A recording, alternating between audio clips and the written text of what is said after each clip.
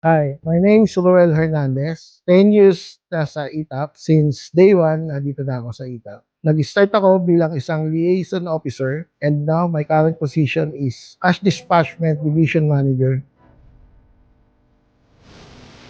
I started here in ETAP as liaison officer. I think April or May 2015. Since tatlo pa lang kami nag-umpisa, all around na naging work ko.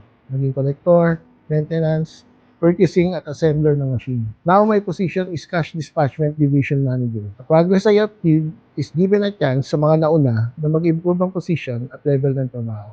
They have given training and seminar para mag-improve at matutunan ng mga posisyon na binigay.